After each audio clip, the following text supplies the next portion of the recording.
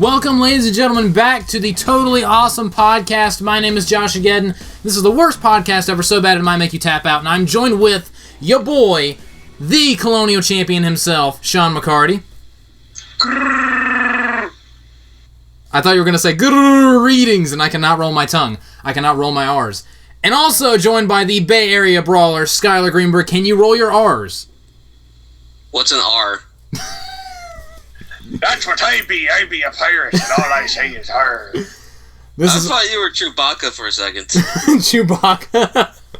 I'm a Chewbacca pirate.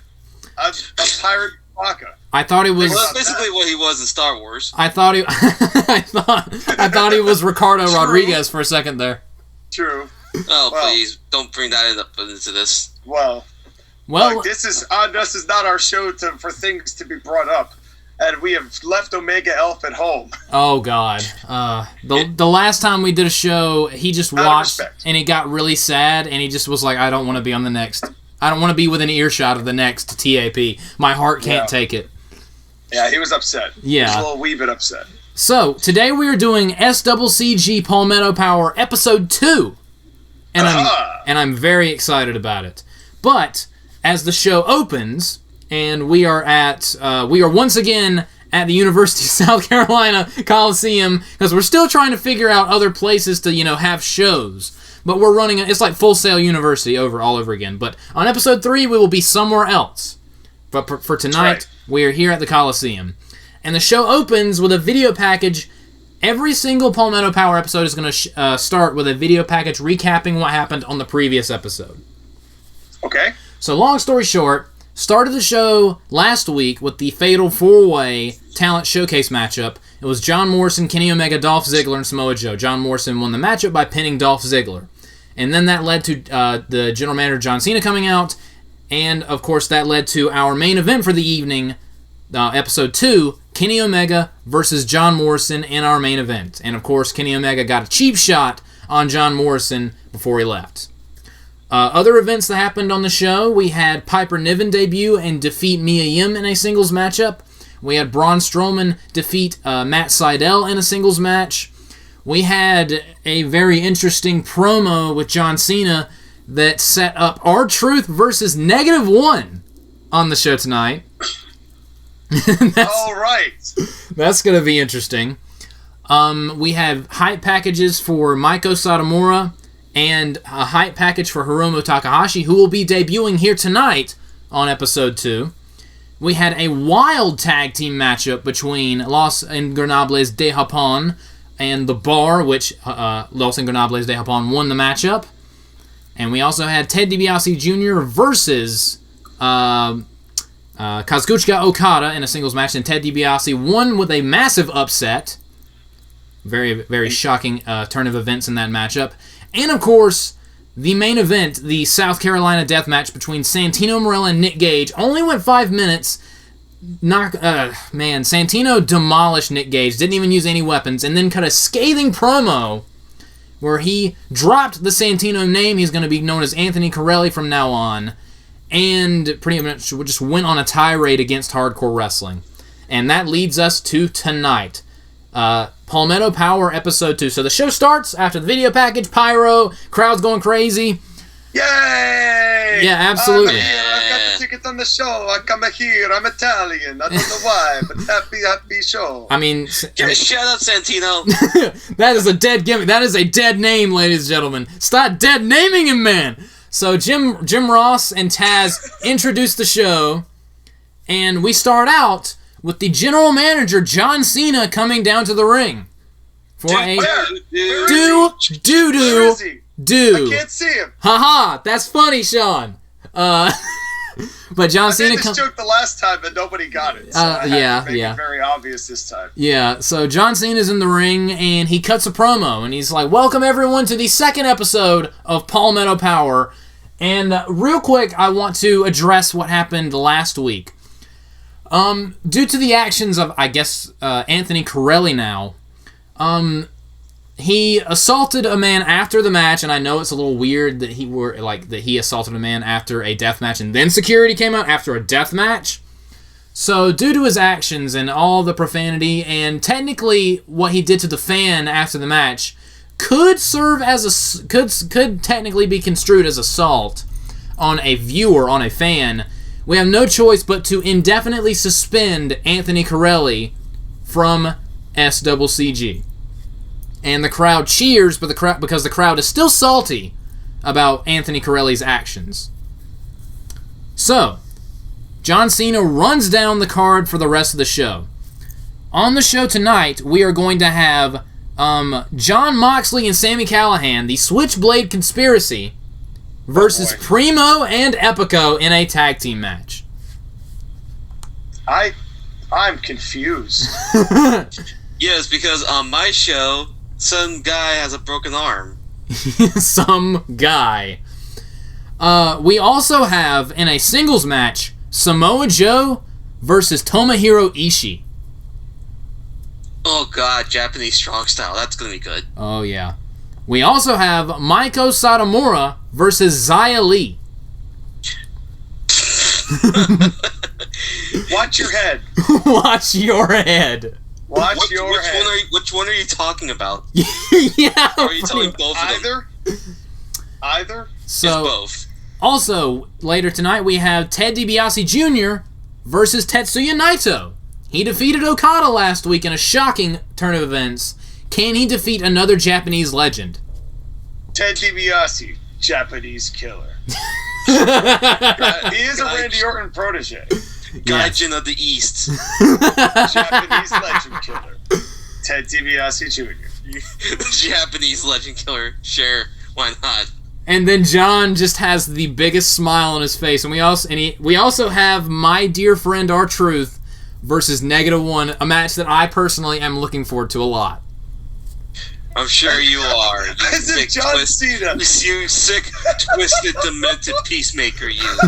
As if John Cena, with all of the Hollywood contracts, red tape, and BS that he's tied up with, would ever be like, I'm looking forward to a child wrestling a 42-year-old man. I'm all for this. And there's not a chance in hell Jonathan Cena would actually do this. Unless you did John Cena as an invisible general manager and you just have it playing in the audio of his voice. Oh, yeah. Oh, man. And John Cena is just struggling to hold back laughter. We also have Hiromu Takahashi versus JTG. God. JTG is a wrestler that wrestles from time to time. And of course, our main event, the main event for the evening, is John Morrison versus Kenny Omega. In a rematch, because they had a fatal 4-way that John won and Kenny had an issue with.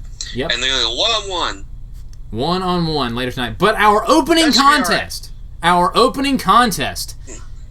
is up next. And Justin Roberts gets in the ring. John Cena leaves.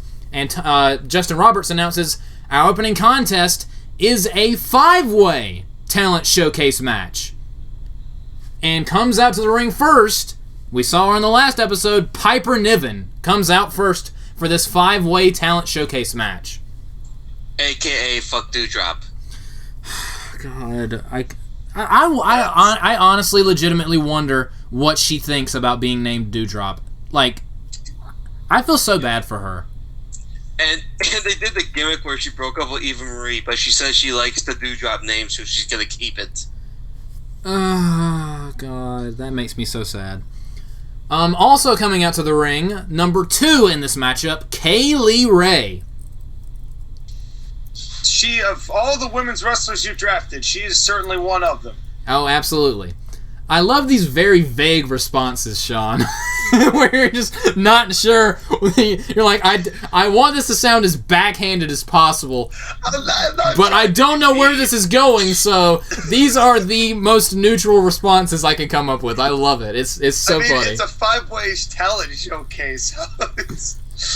This is going to be something for somebody. Somebody's going to come out of this with a name. Entrant number 3 is Tegan Knox. Okay. And entrant number 4 is Lacey Lane. And entrant number 5 is Caitlyn. So our first matchup is Piper Niven versus Kaylee Ray versus Tegan Knox versus Lacey Lane versus Kevin, and this is a one-fall matchup. Kevin? Versus Kevin? I said Caitlyn. I swear to God, I hope I did not actually say Kevin Owens comes and stunners everyone. Hi, Kevin. Oh God, no. But this is not an elimination match. This is first pinfall, first submission gets the win. And this matchup goes 9 minutes, and it's very much like last week with the Fatal 4-Way opening the show. It is very much a spot fest, just flying everywhere. But at a point, outside the ring is Tegan Knox and Lacey, and Kaylee Ray does an insane dive to the outside, wiping all three of them out. Still in the ring is Caitlyn and Piper Niven.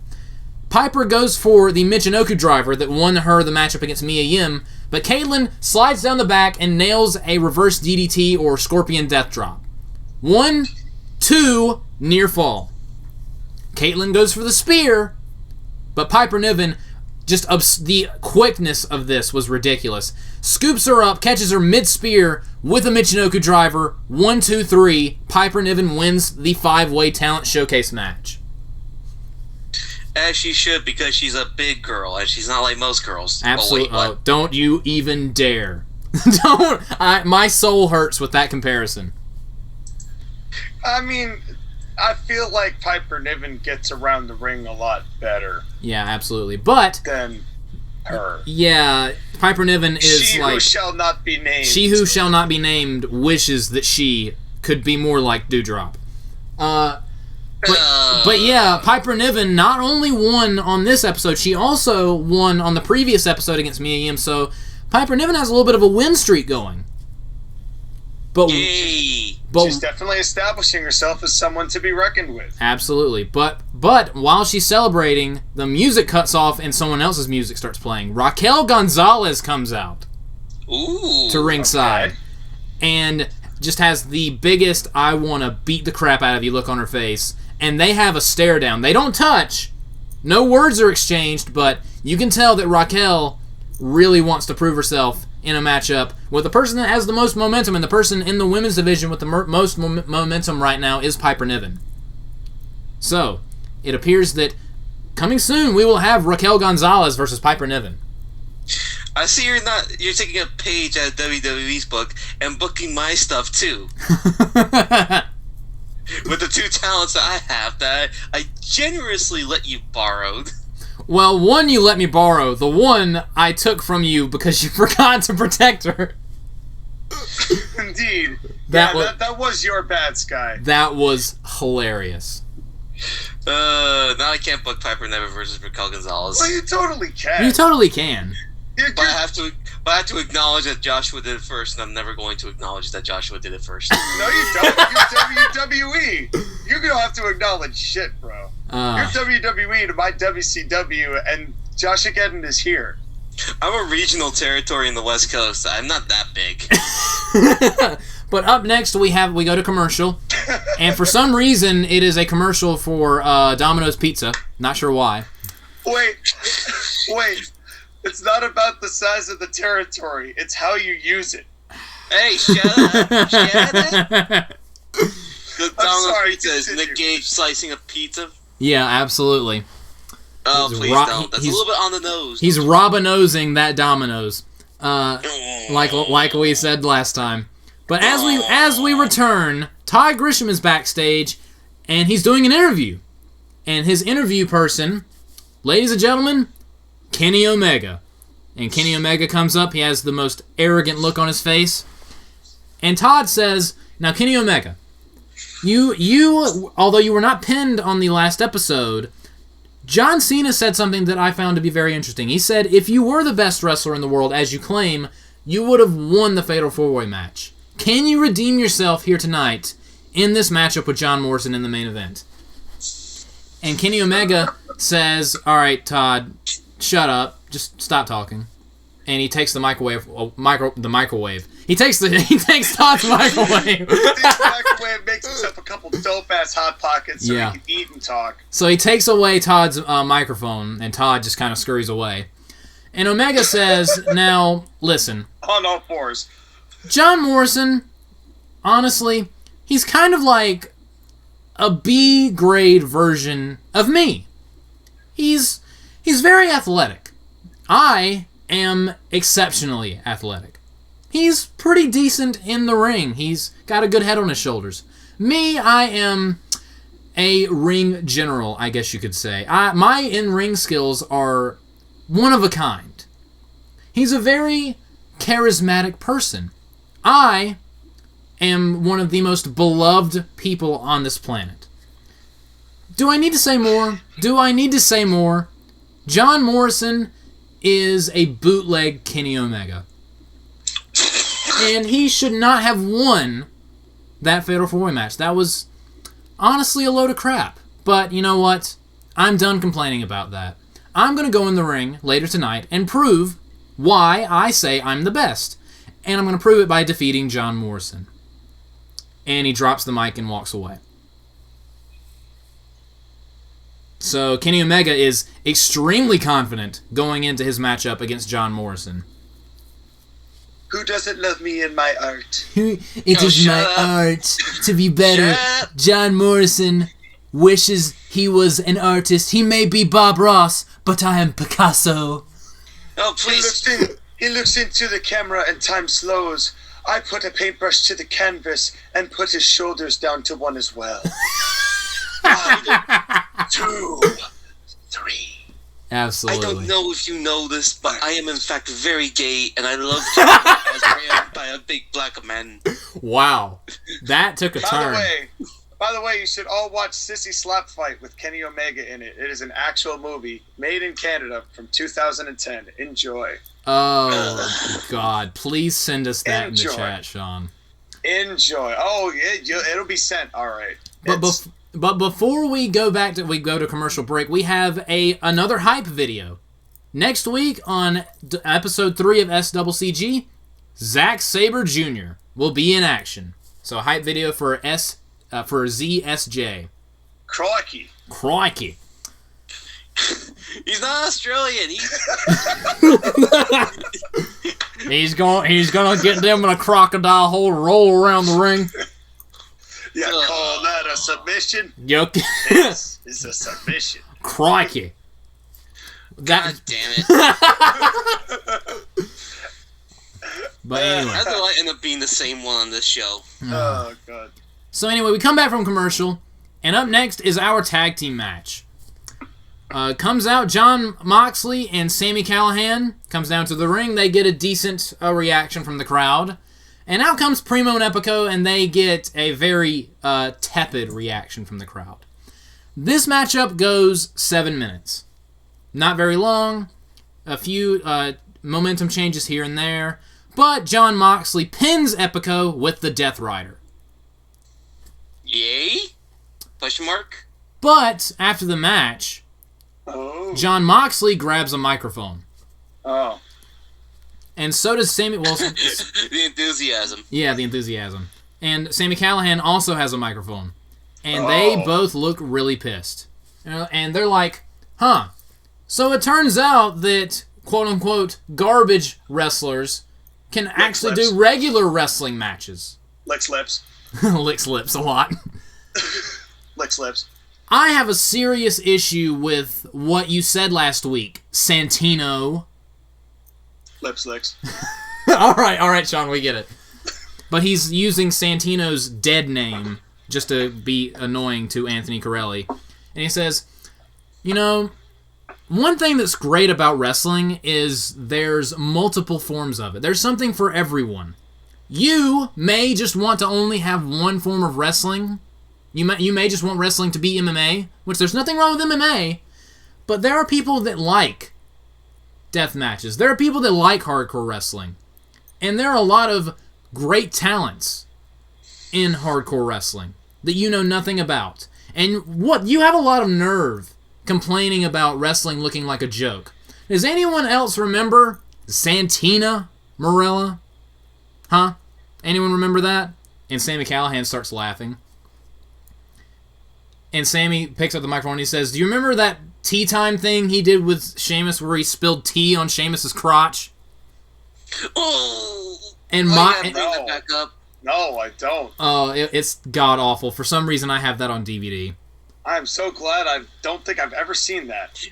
It's Santino Marella and Vladimir Kozlov having a tea party, and Sheamus shows up. Yep. And then John Moxley's like, yeah, I do remember that. I also remember when Santino and Kozlov was also there. Shout out to Kozlov, by the way. I remember when they had a dance party in the middle of the ring? Oh. And Santino lost to Kozlov? Oh. So basically my point is it's really funny hearing Anthony go off on people making wrestling look like a joke. If there's anyone who's made wrestling look like a joke, it's you, Anthony. So tell you what. Me and my boy Sami Callihan, we challenge you to a tag team match on the next episode of SCCG. So you find yourself a real wrestler, an actual professional wrestler, and see if you can hang with us. So find yourself a friend if you have one, and we'll be waiting. Drops the mic, and they leave the ring. It's a true shame that New Jack passed away recently, because he would be a perfect person for Santino to bring in, because New Jack actually does know how to work. He just chose to be a ridiculously crazy MFer. Mm-hmm. So but yeah, he would know how to work, and then they could actually have wrestling in this. But New Jack was a deathmatch hardcore guy. yeah. Later on, when he really started to like cocaine, then yeah. So this is where the storyline with Anthony Corelli's going. So on the next episode, we're going to have that matchup. But who will be Anthony Corelli's tag team partner? Santino Marella. No, how did you figure it out, Skylar? Him and Santino. Him and Santino. What a powerhouse I would love team. to see that. But up next, ladies and gentlemen, we have another commercial, but after commercial, Todd Grisham has the microphone once again, and he looks a little skittish. And he says, ladies and gentlemen, joining me at this time, Ted DiBiase Jr. And Ted walks up, and he's like, hey, Todd, how are you? Sorry about earlier with Kenny. That was kind of uncalled for. You all right? And Todd's like, yeah, I'm all right. It happens a lot. It does. And Todd says, congratulations on your upset victory over Kazuchika Okada on the previous episode. What's going through your mind right now? I know that's not the world's greatest question, but yeah, how are you feeling tonight? And Ted says, well, honestly, you said it best. Not gonna lie, I kind of doubted myself last week in that matchup with Okada. Because Okada is an international superstar. Me, my career, especially considering my lineage, has been kind of disappointing. And I feel like a lot of that might be my fault. Sure, maybe I didn't get opportunities that other people had, but, that I place a lot of the blame on myself. But I won last week, and Okada gave me his hand, and I also was not expecting that, so I'm starting to build some confidence in myself. I have much more confidence now that I won last week. I believe that I can beat Naito tonight. Now, Naito's another international star, and again, he has had much more of a career than I have had. He's much more of a star than I am, but I beat a huge star last week. I can do it again, and I'm going to do it again, so catch me after the match, and I'll tell you exactly what's going on. And Ted walks off. How about that? Absolutely. I will prefer Japanese legend killer, arrogant person. Well, I'm trying to go with a more babyface Ted DiBiase Jr., who's kind of in a little bit of a slump about his career not going well in the past. So I'm trying to rewrite that a little bit here. All right. You know what his entrance team should be? What? I believe I can fly. I believe I can touch the sky. We don't have the money to afford that. No, I'm not turning him into another Bo Dallas. What have you done? You just ended our copyright. We have to pay all the money we've earned in order to pay for that copyright. It's a cover, bro. It's a cover. It's a cover, bro. Yeah. We're good. That's a solid cover we have right here. Wasn't even 2 full measures. It wasn't even 15 seconds. All right. But up and next, we're well past a minute into this show, so. Up next, ladies and gentlemen, we have Samoa Joe versus Tomohiro Ishii. And Japan. this is a mean guy matchup. It goes 10 minutes, and it's a lot of it is just hard strikes. Just these two guys just wailing on each other. But at the end, Tomohiro tries to go to the second rope for something. Samoa Joe cuts him off with the enziguri. Muscle Buster, 1, 2, 3. Samoa Joe wins. Yay! And Samoa Joe is a person who is tremendous at his job. Yeah. And I could really imagine this being a very, very hard-hitting contest where both men's chests would be different colors at the end of it. Oh, absolutely. And I love those kinds of matches. But yeah, Samoa Joe with a big victory over Ishii. And we go to commercial. When we come back, we have a hype video for Raquel Gonzalez saying that she will be on SCCG episode 3. Hooray! But up next, we have Mieko Satomura versus Xia Li. Now, do you know who that woman is, Sean? She certainly is, Skylar. You suck.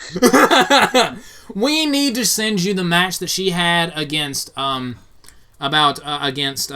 Mercedes Martinez in the Mae Young Classic. That match was absolutely fantastic. That sounds good. Yeah. Anything with Mercedes Martinez, I will give a solid look at. Absolutely. The best I could find was a match against Piper Niven on the independent circuit. Yeah, it sure beats the last match that I watched at the recommendation of you two. Which was? Involved cell and stomps and sledgehammer and chairs and a referee stoppage. You know, Sean... Okay. That one was because you won a significant disaster of wrestling history, okay? It did fit the bill. You know what, Sean? You were not incorrect. Let me tell you this. I feel more bad about that than making you draft Nicholas. You should not have had to sit through that. I apologize. Well, it was rough, but I got through it, and y'all see. When you come on over to our place on another time, you'll see what's going on. You are a changed man. But anyway. That's right. So we have Mieko Satomura versus Xia Li, and they're in the ring, and Xia Li looks super confident, and she's getting up in Satomura's face. How long do you guys think this match goes? 3 minutes. Sean? Do Rosie and Jamal interfere if it does go 3 minutes? No, this is not a 3-minute warning. Damn. All right. I'll say 7. It goes 1 minute. Ow. The bell sounds. Custer that quick, huh? The bell sounds. Xia Li goes for a jumping, spinning back kick. Nakamura ducks under it. Nails What? Nakamura? Oh, excuse me. Sorry. Xia Li goes for a spinning back kick. Satomura ducks underneath it and just nails a nasty roundhouse kick. And Xia Li goes down. And Xia Li's kind of out. You can look at her eyes are like glazy and glowy. She's not there. But she's trying to get back to her feet, and Satomura nails another vicious roundhouse kick. And the referee steps in, separates the two. Xia Li's out, so the referee rings the bell. Satomura wins via KO. KO. I did say watch your head. Yeah. Xia Li did not watch her head. You were not specific about which one, though. Well, it didn't matter. It was either. Whichever one was supposed to watch their head did not watch their head. It turned out to be Xia Li. And people in the crowd have their hands over their mouths because the crowd has been successfully worked into thinking that Xia Li's actually injured. So it was two brutal kicks. But anyway, I bet they were. But anyway, we go back to commercial, and when we come back, we're once again at a campsite. It's a Camp Firefly promo with Bray Wyatt. And Bray Wyatt said, last week, I mentioned that we are going to make this new opportunity work. What did I mean by we? That's an interesting question. What did I mean? And then, the weird Mr. Rogers, Bray Wyatt, disappears. And in his place, it's not the Fiend Bray Wyatt. It's the Swamp Bray Wyatt. You know, the old school Bray Wyatt that we got in 2013 to Bray Wyatt. 2000. It's regular Bray Wyatt. And Bray Wyatt's like, Instead of "we're here," he says, "I'm back," and the promo ends. So are you going to go for the Mick Foley 3 Faces of Wyatt thing? Absolutely. I'm going to use... I think you pull it off. I'm the way I'm going to do it is I'm going to have the Mr. Because one thing I hated about the Fiend gimmick in WWE was they would have the Mr. Rogers Bray Wyatt wrestle matches, and it was just weird. It did not work, to at least in my opinion. So what I'm going to do is for promos and backstage segments, it's going to be the Mr. Rogers Wyatt. For almost every other match, it's going to be the Bray Wyatt that we knew for several years. But for like special matches, like pay-per-view matches or feud matches or whatever, that's when I'm going to bring the Fiend in.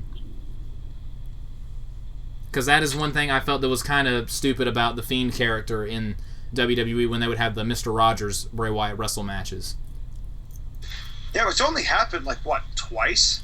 Yeah, and it was kind of... It's the Miz and Braun Strowman. Yeah, it was a thing that happened. As Sean would say, it is a thing that happened. People were there and events occurred. Yes. On that day. The most neutral way you can put it. But anyway, up next, we have Ted DiBiase Jr. versus Tetsuya Naito. And this match goes about 8 minutes. And as the match starts, Naito loudly declares in English, "This won't be like Okada." And Ted just kind of looks at him, and then they lock up. And they're going at it, and Naito has a little bit of control on the early going because, again, he is more experienced. But Ted, just like in the match with Okada, cuts him off, nails a few shots, gets that big sit-out spinebuster, nails a dropkick, nails a clothesline. He's building momentum. And he puts on the Cobra Clutch, the $1 Million Dream, because he's setting up for his finishing move, Dream Street, which is basically the Colossus. But Naito goes over to the corner and does the push-off from the turnbuckle, and they bump into the referee. And the referee gets knocked over. Yeah, ref bump. But Ted DiBiase does not release the hold. He's still trying to go for Dream Street. But the referee's down. Naito sees this, and Naito does a heel kick backwards to the groin of Ted DiBiase. A low blow by Tetsuya Naito. The $1 Million Balls just got a kick in. So. The $1 Million Balls. So off the low blow, he hits he hits Destino. The referee gets back up. 1, 2, 3, and Naito wins. Not this way. Not this way. And JR and Taz are... Well, JR is like, I don't approve of this, and Tad's like, well, he did what he had to do to win. And one thing... Of course, Tad. Thank you, Tad. Yeah, Taz is like sticking up for the heel. JR sticking up for the babyface. But we're not... One thing is, it's not going to get it insufferable, like with Michael Cole or Corey Graves. They're just going to kind of have their leanings in matches. But yeah, Tetsuya Naito wins under dubious circumstances. So anyway, we go to commercial. Shenanigans ensue. Chicanery. Shenaniganery. Shenaniganery. That should be a word. Bananagrams. Bananagrams. But anyway. We go to commercial and we come back, and up next... That's what they're selling is bananagrams. Yeah, but we have a commercial for bananagrams. God damn it. Instead of ice cream bars, we sell bananagrams here at SCCG. Get your fresh bananagrams. In a note. So, up next, we have R-Truth versus -1. Oh, God. Jesus. So R-Truth comes out, and he looks very confused because he still doesn't know who -1 is. So he gets in the ring, and -1 comes out. And the look on R-Truth's face, his jaw drops. So -1 gets in the ring, and R-Truth grabs the microphone. And R-Truth is like, you know what? You got me, John. You got me on this one, John. But yeah. Everyone give -1, your name is. Give -1 a round of applause, everyone. He's a brave 8-year-old stepping into the ring with a wrestler. Give him a round of applause, ladies and gentlemen. This brave little kid getting in the ring. All right, let's see what you got, little Jimmy. And he throws down the microphone. And the bell sounds. How long do you think this match goes? 2 minutes. Sean? 2 seconds.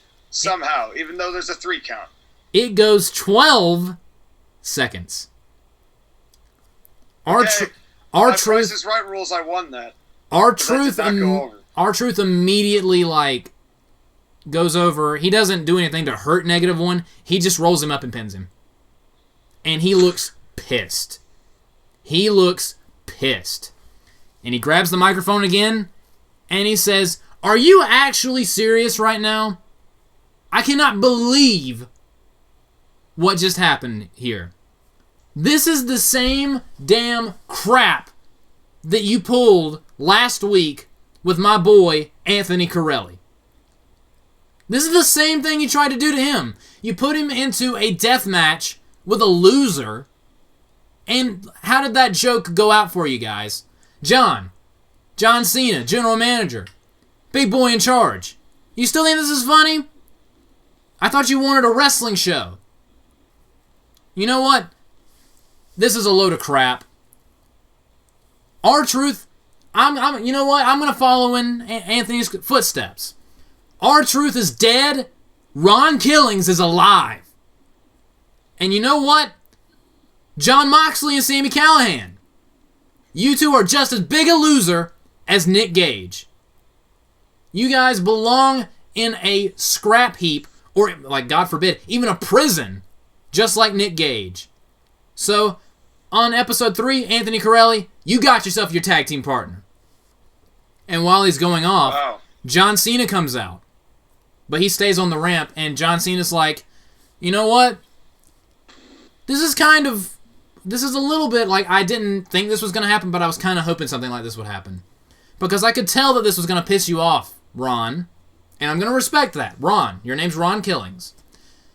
And you know what? Main event. You wanted the main event of episode 3? You're getting it. On episode 3, the main event of Palmetto Power is going to be Anthony Corelli and Ron Killings versus Jon Moxley and Sami Callihan. And then we go to commercial break. So, let's get this straight, okay? You're taking all the character comedy gimmicks of WWE's yesteryear, and you're using them in a campaign against deathmatch wrestling. Pretty much, yeah. You are a genius. Well, here's my thing. That might be the fastest indefinite suspension I have ever seen in my entire life. Yeah. All of 36 minutes have passed between opening segment and now, and that is all it took for an indefinite suspension to be lifted into a main event position. So, what brilliant general managing Jonathan Cena has been doing for Ronathan the Truth Killings. Yes, Ronathan Killings. The Truth Killings, God. So, Ron Killings and Anthony Corelli are going to have an alliance here in SCCG. They are kindred spirits. Who else do you have that's a comedy gimmick? I'm not going to reveal my intentions, ladies and gentlemen. You will just have to wait until for future episodes for more things to come about. Okay, then. But up next, after we get back from commercial... You have me intrigued, though. I have you intrigued. So we have Todd Grisham once again backstage, and he says, ladies and gentlemen, I interviewed the first half of the main event of tonight, and it did not go well. Hopefully this goes better.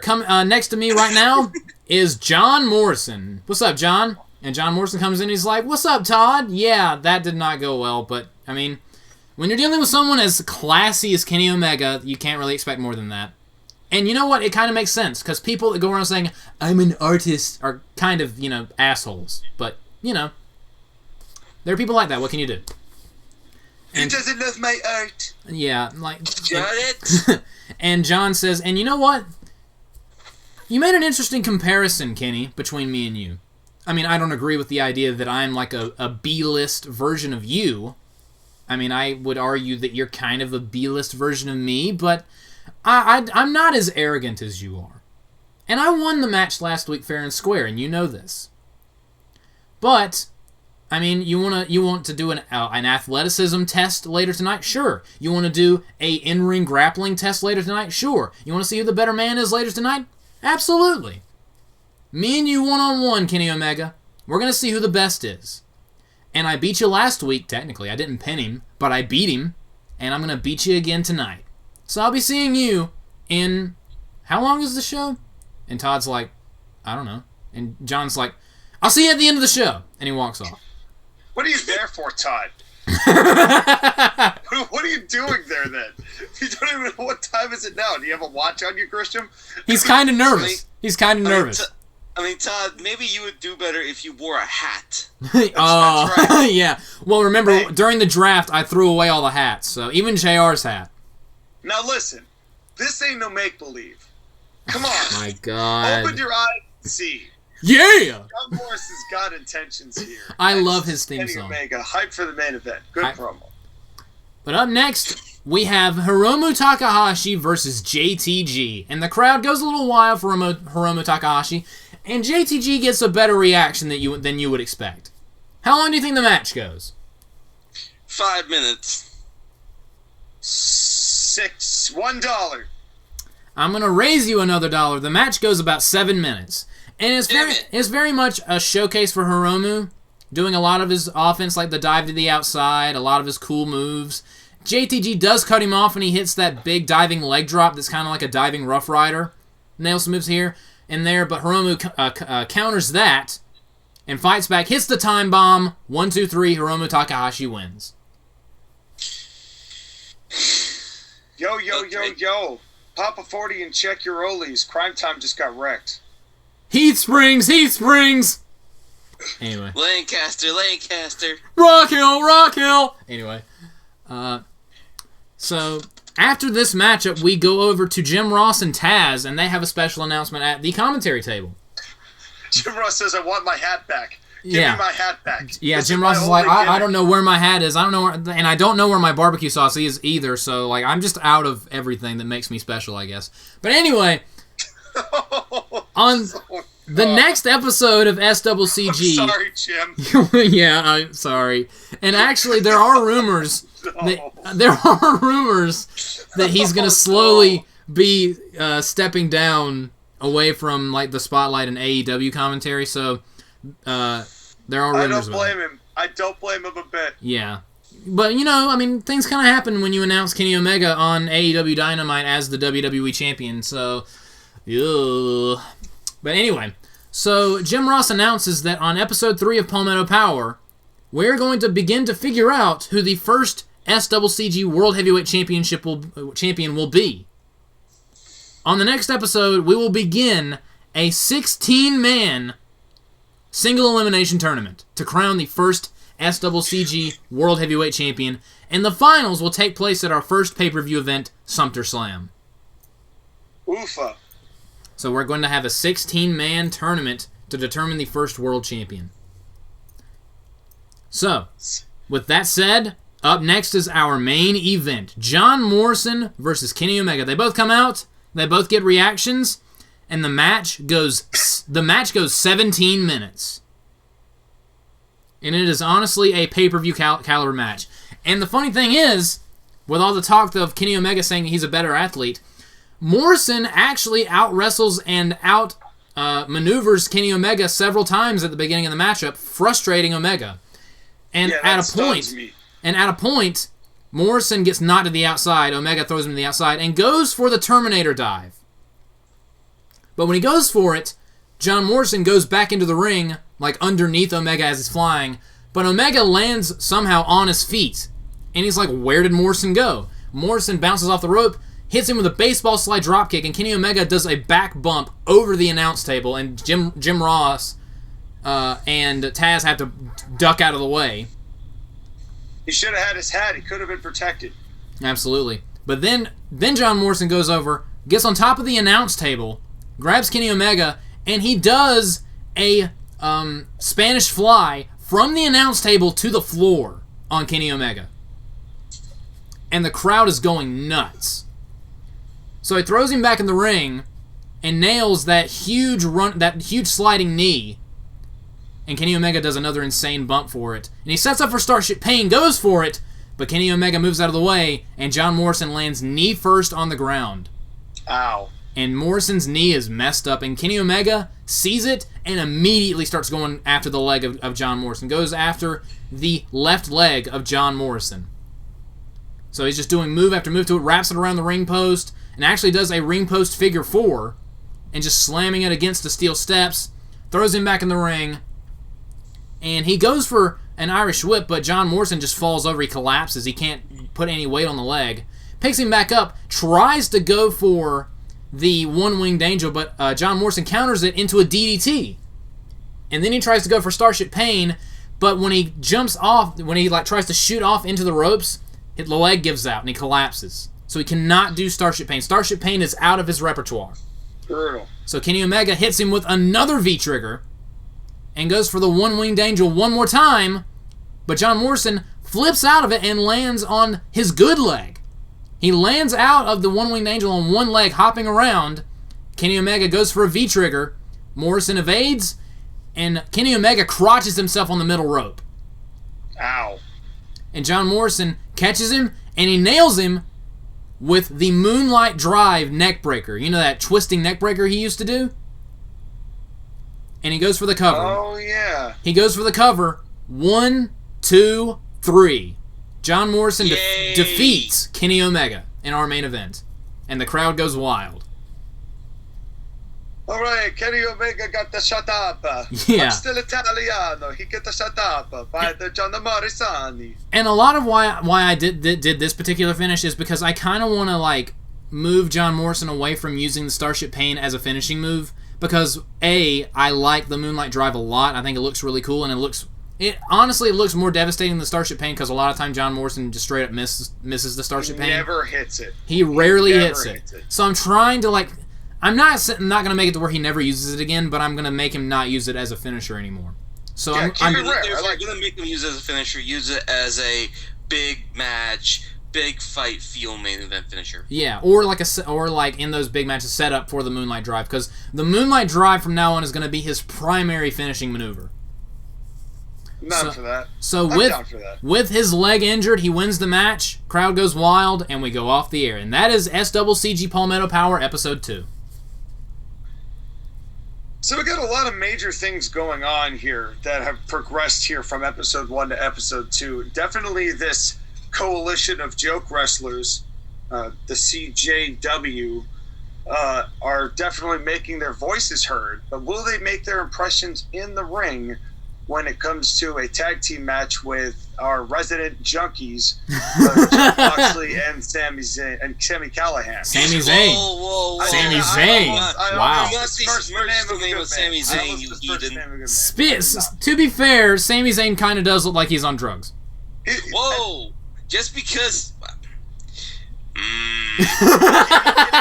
He can't argue it. Yeah.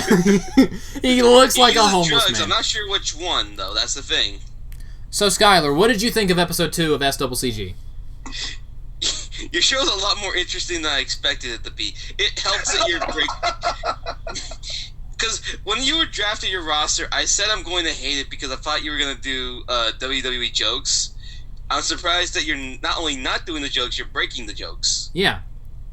Absolutely. You're breaking the trend, as you would. Yeah, and I also, when you guys said that it was ironic for Santino to call out comedy in wrestling, I of course was like, well, I mean, he is a comedy wrestler, so I of course wanted Jon Moxley and Sami Callihan to bring that up and rub it in his face, just to make it more interesting. Well, the funny thing is, are they not both right? Exactly. That is the thing. They're both kind of right. So who's going to come out there and be like, you know what? All of y'all's the problem. You two's the problem, and you two's the problem.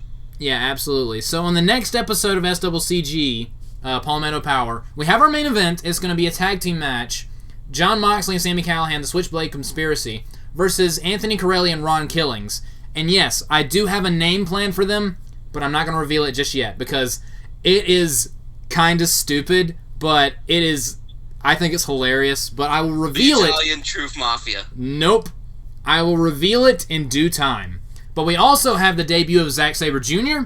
We have the debut of Raquel Gonzalez, and apparently she's going to be going up against Piper Niven. In a feud that you have stolen from me. Absolutely.